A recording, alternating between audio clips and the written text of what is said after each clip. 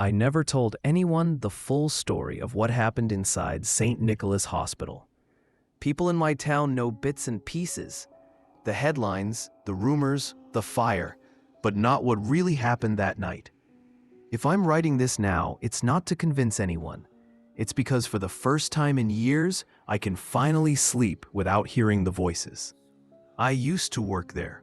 Not when it was open, obviously. The place shut down in the late 90s after a patient died under unclear circumstances. That's how the papers phrased it. The truth was uglier, but no one outside the hospital ever knew how bad it really was. When the building was still operational, I was a maintenance tech, the kind of guy who fixed flickering lights and broken vents.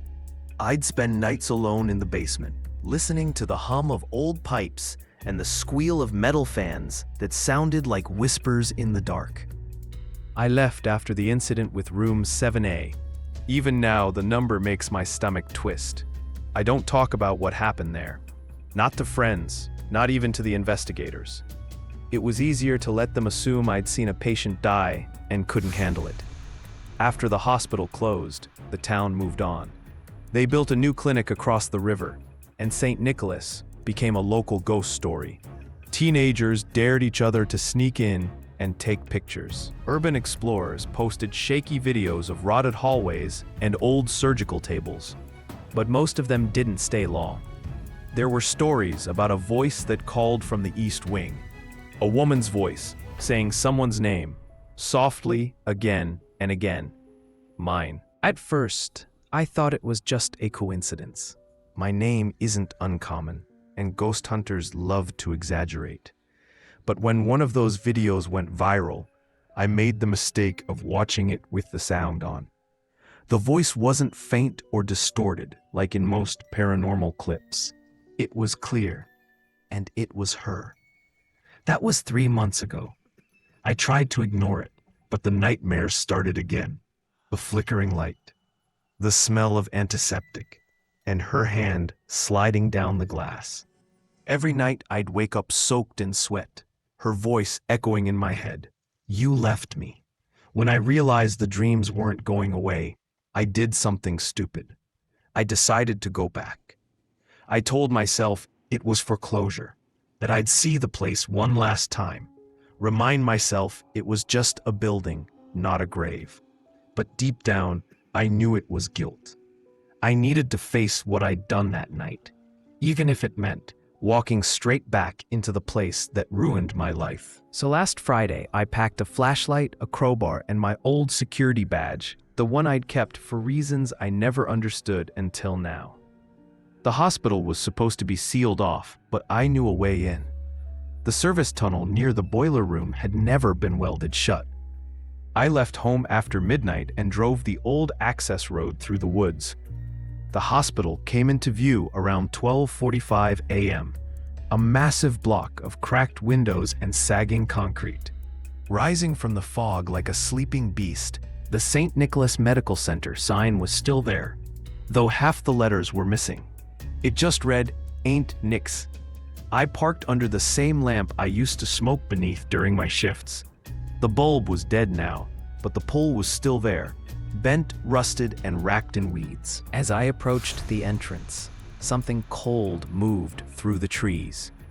The wind carried the faint smell of burned plastic and hospital detergent, a scent I hadn't noticed in years but recognized immediately.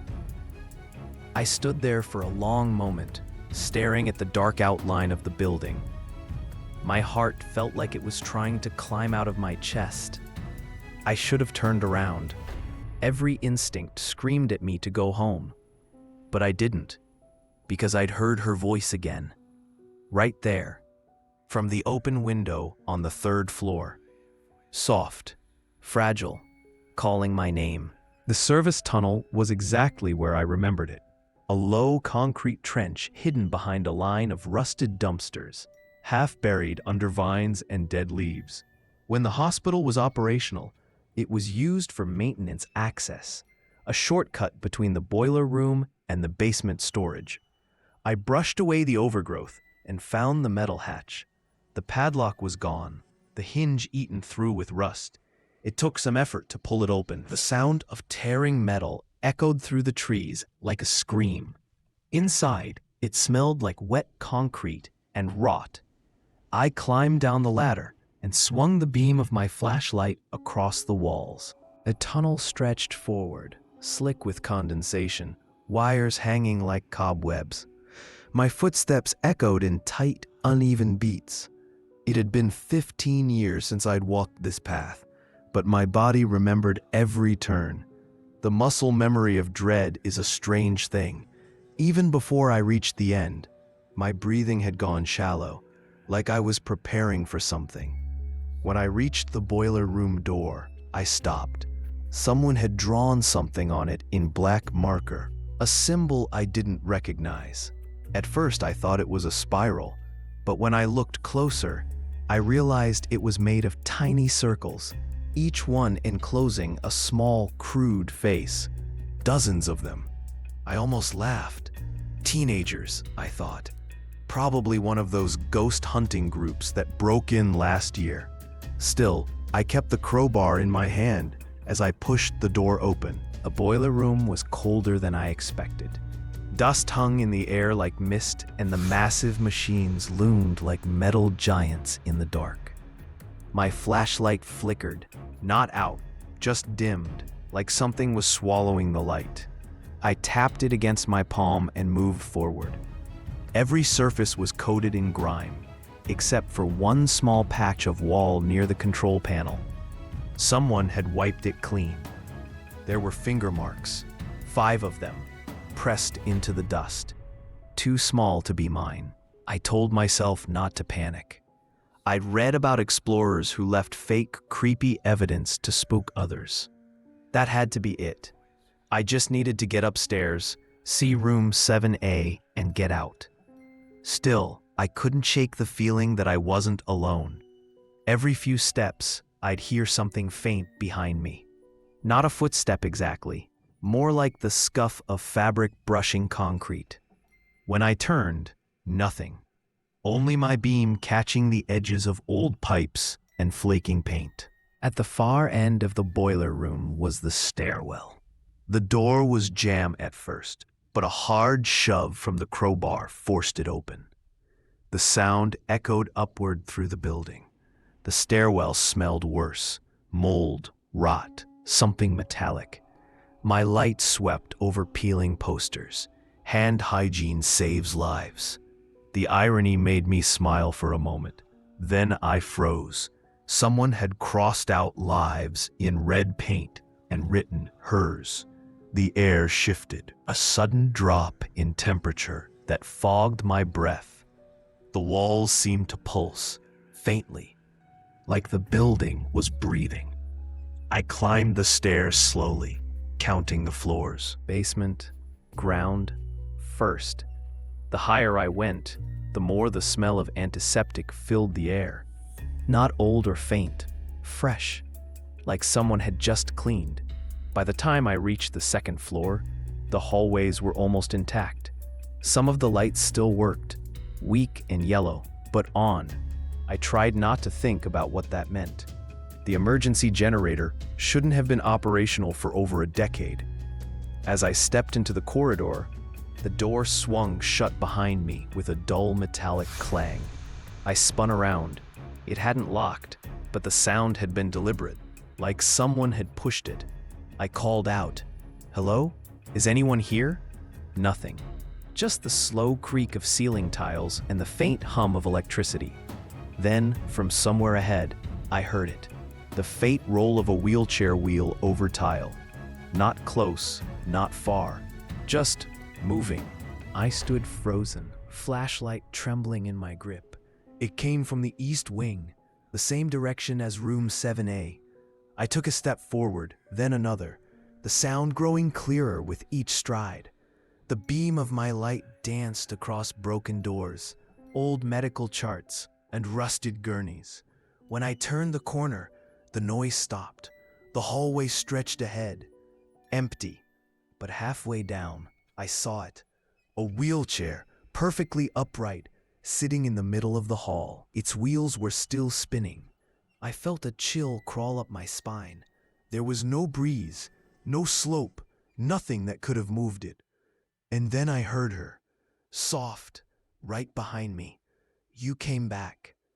I turned, flashlight shaking, and saw no one. But down the hall, the wheelchair had turned to face me. I don't know how long I stood there, staring at that wheelchair. Its wheels had stopped spinning, but the silence around it was wrong. Too heavy, too deliberate. I've been in dead buildings before. They creak, groan, breathe with the wind. But this wasn't that. This was a silence that listened. I forced myself to move. One slow step, then another. The air thickened with the smell of disinfectant, sharp and chemical, and beneath it, something sour, like blood, long dried into the grout. My flashlight caught old nameplates outside patient rooms. Most were unreadable, the letters warped by age. But as I passed one door, the plaque was untouched. 7A. My throat went dry. 15 years, and the door looked exactly the same. Dented near the hinge, scuffed by a stretcher wheel. I remembered standing outside that same door, holding a toolbox, while a nurse begged me to fix the flickering light inside. I'd said I'd get to it after the shift. That was the night I pressed my hand against the cold metal, trying not to remember, but memory doesn't ask permission. Back then, there was a patient in 7A. Her name was Evelyn Merrick, a 23-year-old car crash survivor. Broken ribs, fractured spine, partial amnesia. But the real reason she was there wasn't physical. Evelyn swore she could hear voices in the vents. She told the nurses that something was moving between the walls, whispering secrets in her sleep. Most dismissed it as trauma, but I worked nights. I heard it too. It wasn't the building settling. It wasn't pipes or vermin. It was language, breathless and deliberate. I never reported it. The doctors thought I was under stress. Then, one night, she disappeared. No one ever found her body.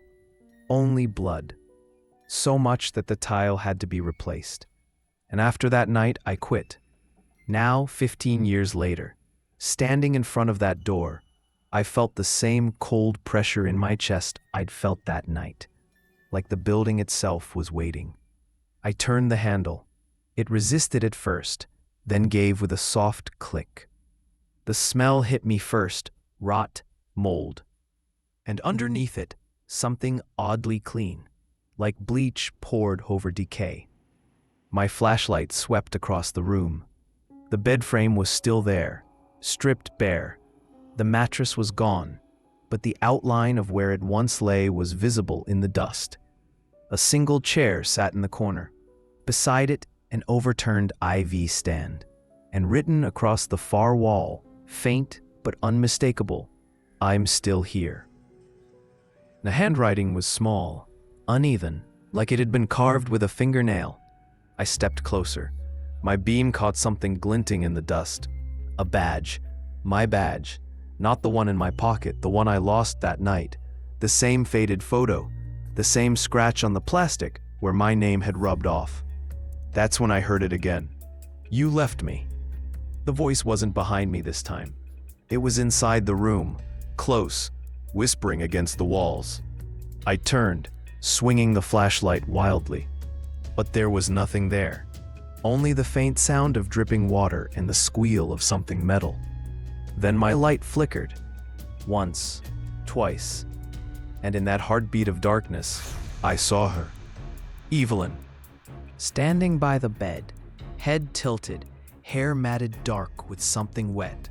Her hospital gown hung in tatters, soaked through. Her skin was pale, not ghostly white, but that waxy gray that comes after too many years without life. Her lips moved, but the sound didn't match. The voice came from everywhere. The vents, the walls, even the floor. "You left me in the dark." They opened the wrong door. It took them first, then me. I stumbled back, tripping over the chair. The flashlight rolled across the floor, spinning light in frantic circles. For a split second, her shadow stretched across the walls. Wrong, too long, bending upward like smoke. And then, just as suddenly as she appeared, she was gone. I grabbed the flashlight and bolted into the hall, gasping. My hands were shaking so hard I almost dropped it again. Every instinct screamed, "Run!" But something made me stop. A faint sound from behind the wall. Knocking. 3 sharp raps, then silence. Then again. It wasn't random. It was Morse code. I used to fix signal panels for the emergency lights. I recognized the rhythm instantly. It was spelling one word: below. I glanced toward the stairwell at the end of the corridor, a one that led down to the old psych ward and morgue. I hadn't planned to go that far, but Evelyn wanted me to. I should have left. I should have walked out right then and there. But some part of me, the part that still dreamed of her voice every night, believed she was leading me to the truth. So I went down. The stairs groaned beneath my weight. The deeper I went, the warmer the air became, humid, thick, and tinged with something chemical, like formaldehyde. When I reached the bottom, the beam of my light landed on a sign half torn from the wall: psychiatric holding, restricted access. I pushed the door open. It shrieked like something in pain. Inside was a hallway, lined with observation rooms. The glass was shattered in most, and graffiti covered the walls. But one door at the end stood untouched. A metal placard read, "Sublevel 3, record storage." Except someone had etched another word beneath it: her. And then, just as I stepped forward, the lights in the hallway flickered on by themselves.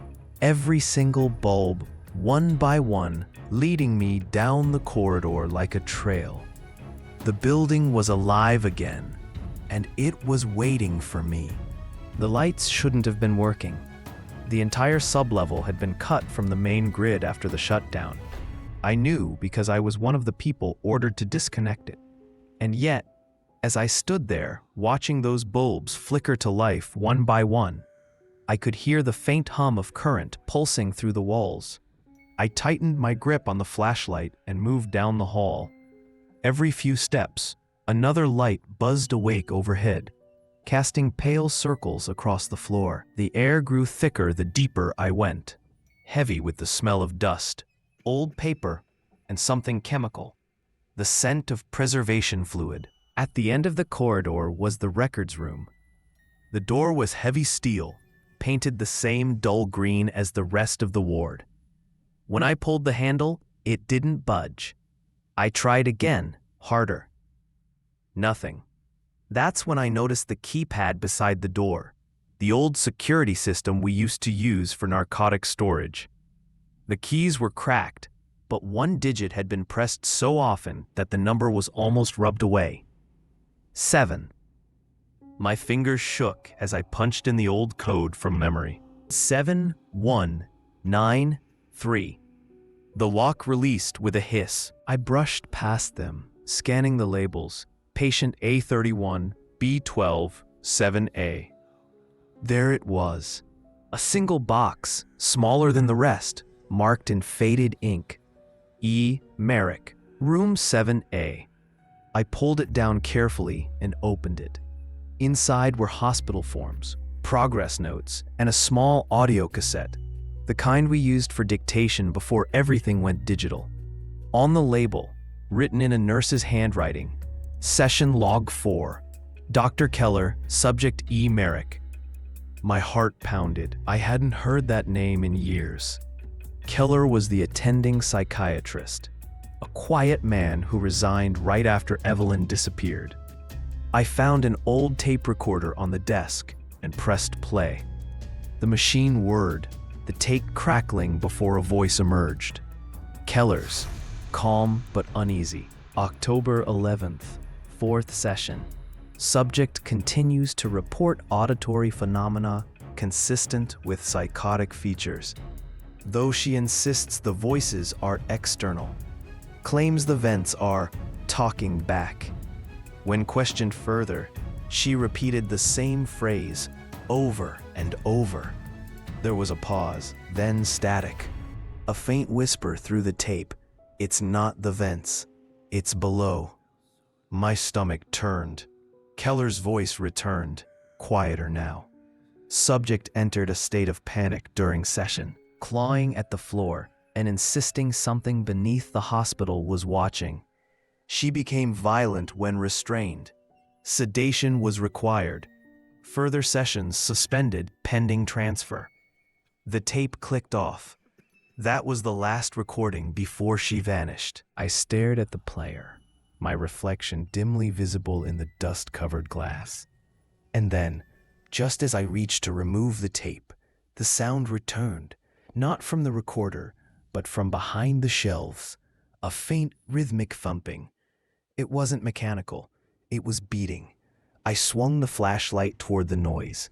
The back wall looked solid at first glance, but the beam caught something strange, a hairline seam running vertically through the concrete. I pressed my hand against it, hollow. It wasn't a wall, it was a door. There was no handle, but a small gap near the bottom revealed a rusted latch.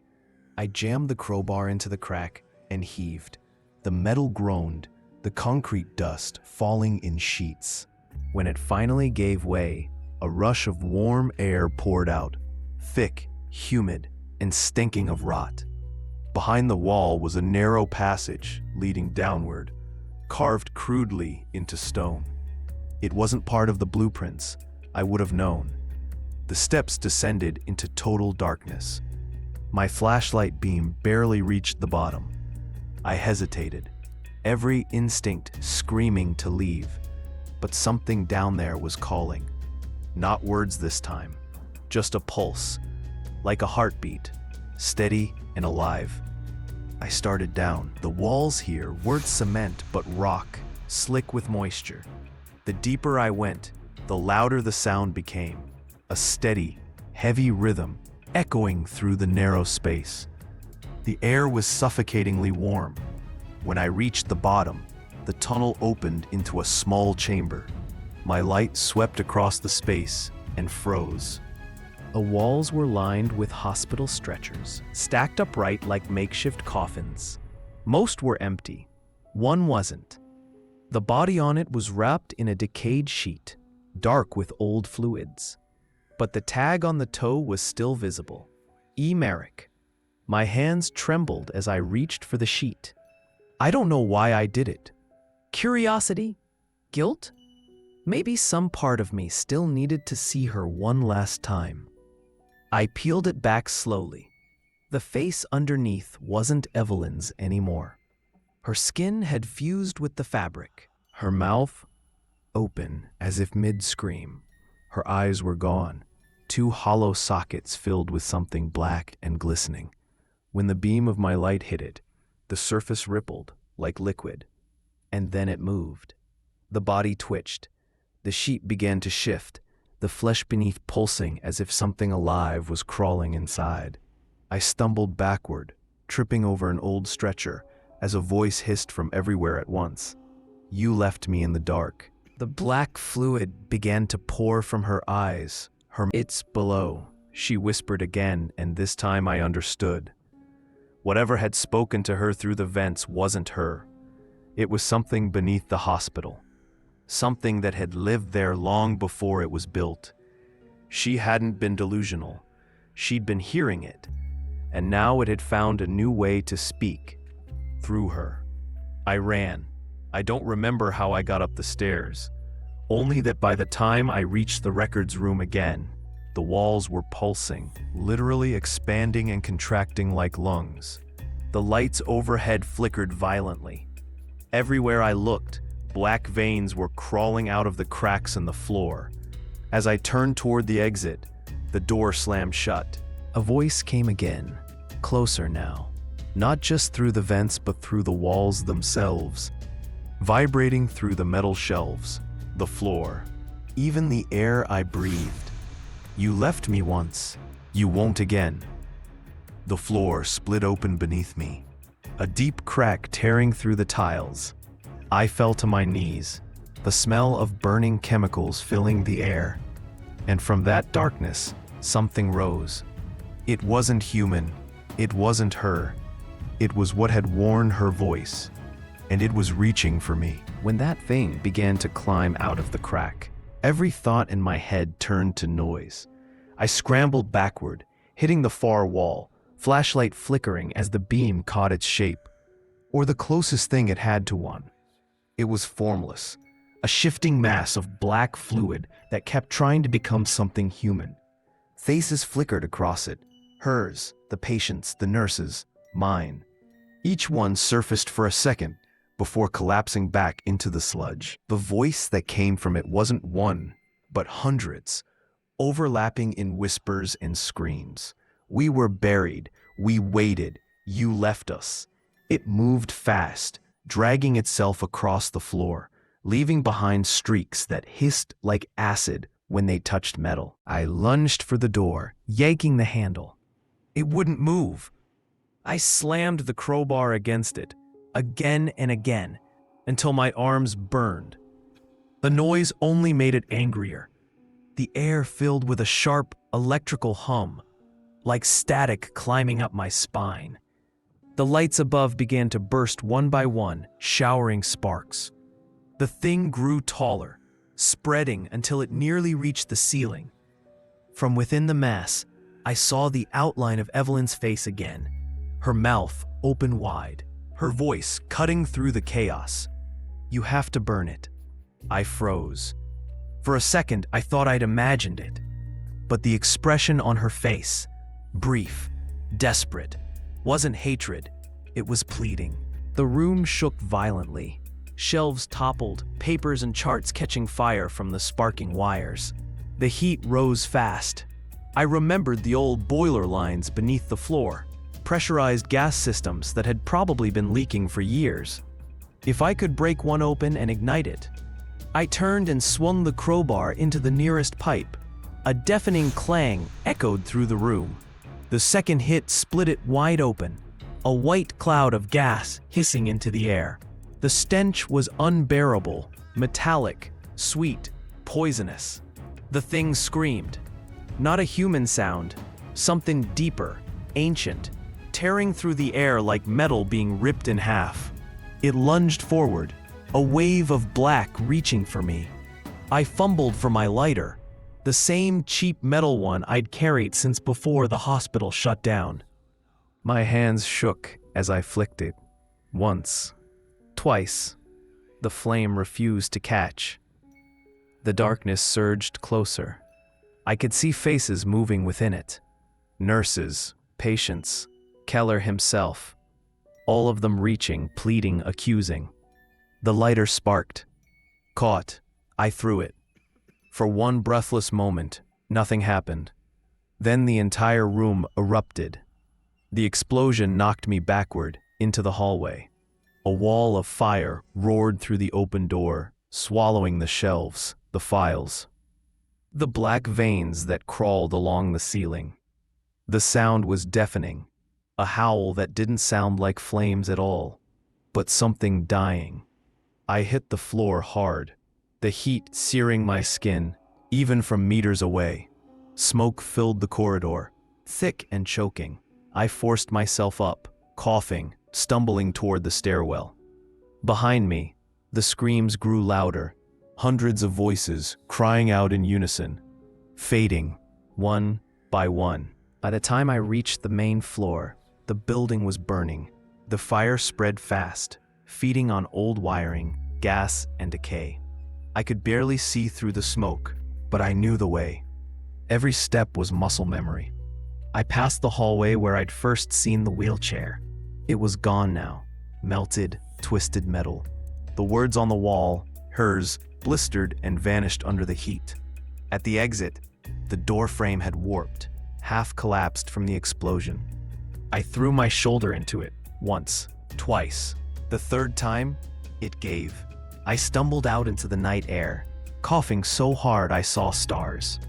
Behind me, the hospital burned like a beacon, orange light swallowing the windows, flames curling through the broken roof. The sound that came from inside wasn't human. It was a long, low moan, that finally faded into silence as the building began to cave in. I fell to my knees in the gravel, the crowbar still clenched in my hand. My lungs ached. My skin stung. But for the first time in 15 years, the air around me was quiet. And then, beneath the crackle of fire, I heard her voice one last time. Not angry this time, not accusing. Thank you. The flames reflected in the puddles of rainwater around me, and for a moment, I could see her. Not the ghost, not the thing, but Evelyn, as she'd been before it all, smiling. Then she was gone. I stayed until dawn. The fire trucks came hours later, too late to save anything. They said the blaze must have been caused by residual chemicals or old gas lines. No one questioned why I was there. I didn't need to know. The truth was buried with the ashes. It's been 7 months since the fire. The newspapers called it a miracle that no one was killed. They ran stories about the old structure finally collapsing, about how the fire cleared one of the town's last haunted landmarks. No one printed what I told the fire chief, that the flames had started underground, that there had been something alive down there. They just nodded politely, took my statement, and moved on. A hospital was demolished 2 weeks later. What was left of it is now a fenced-off crater filled with rainwater and ash. Sometimes, when I drive past at night, the air still smells faintly of disinfectant and smoke. They said I was lucky to survive the blast. I spent a week in the burn unit at the new clinic. Poetic, right? I told the doctors I'd gone there chasing closure. They didn't ask for more. They saw the look in my eyes and probably figured I'd been some thrill-seeking explorer who got spooked. They'll never know what was really under those floors. The nightmares stopped the day after I was discharged. For the first time in years, I slept through the night. No whispers, no movement in the corners of my room, no more voices in the vents. Just silence. Heavy, final silence. Still, I catch myself listening sometimes. Old habits. The funny thing is, I don't even remember what it felt like to be afraid now. Not really. It's like all that fear burned with the building. Or maybe it was taken, consumed by whatever that thing was when the fire hit it. A part of me believes that Evelyn knew exactly what she was doing that night, 15 years ago. She'd heard it calling through the vents. She knew it was trying to escape, and she was trying to stop it. I didn't help her, but in the end, I did. The last image I saw of her, standing in the flames, not screaming, not twisted, it stays with me.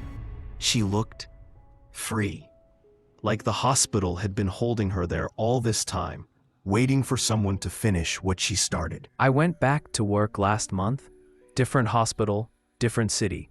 The first few nights, I couldn't stand the hum of the fluorescent lights or the sound of the vents breathing. But now I can walk the halls alone again. When the pipes rattle or the lights flicker, I remind myself, not every sound in the dark means something's alive. Sometimes a building is just a building, and sometimes it isn't.